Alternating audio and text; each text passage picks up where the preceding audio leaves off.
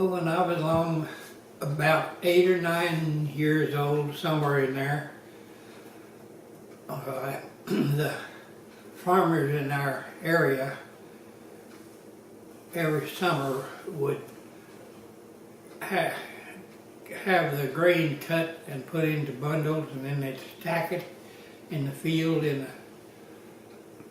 with the grain heads up so the sun could thoroughly dry the grain, and then put the bundles into what was called shocks, probably 10, 12, 15 bundles to a shock. And then after things had thoroughly dried, the whole neighborhood would join together and thresh the grain. One person would have a thrashing machine, which they would get paid a few cents a bushel to thrash the grain. And then all the neighbors would go in and load the bundles on the wagons and haul in and put them feed them into the thrashing machine.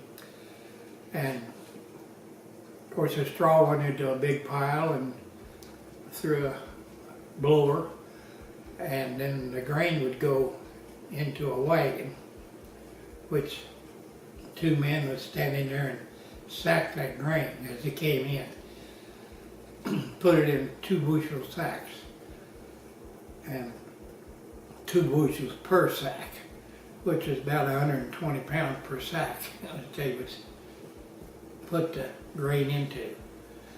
But my job was to carry the water to the men in the field, starting probably as soon as the dew was off, anywhere from 8 to 10 o'clock.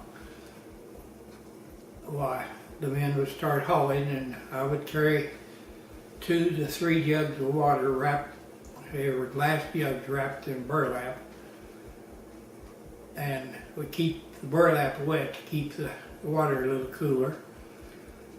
And then at noon we'd go in, and the men would have, there's so many of them, there wasn't room at one table, so the men would take turns eating. But I always got to eat in the first bunch, because right after lunch, those men would drink gallons after gallons of water, because at that time in history it was hot every day, really hot, and the men would sweat a lot, and it took a lot of water. And so for probably from 12:30, when the first batch of men would be through eating, till probably about 3, I had to just run my little pony, which my dad had bought a spotted, we call it an Indian pony. It's brown, spotted little female pony, and that's what I carried the water on. But I have to run her for about those 2.5, 3 hours just to keep them in water. And one special person, I had to carry a special jug for, because he chewed tobacco all the time, and he was very untidy, and tobacco juice ran down his corners of his mouth, out down over his chin all the time. And so the other men wouldn't drink after him, so he had to have his special jug for water.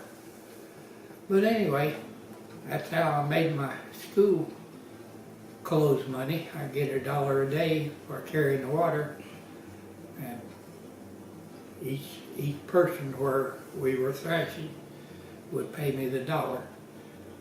And by the time the season was over, we'd probably, I don't know, run 10, maybe 2 weeks, maybe a little longer. So I would have enough money to buy me a pair of jeans, and shirt, and a new pair of shoes for when school started. And that helped the family out quite a bit, because in those days we didn't have very much excess money.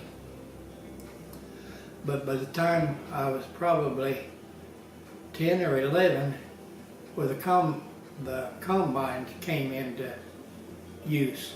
So the thrashing machines went out, so everyone just kind of did their own thrashing with the combines right out of the field. And so that just was a kind of the end of the thrashing era in this part of the country. I don't know, probably in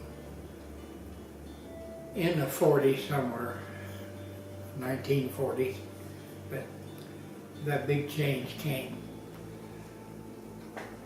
And that was the end of my water carrying business.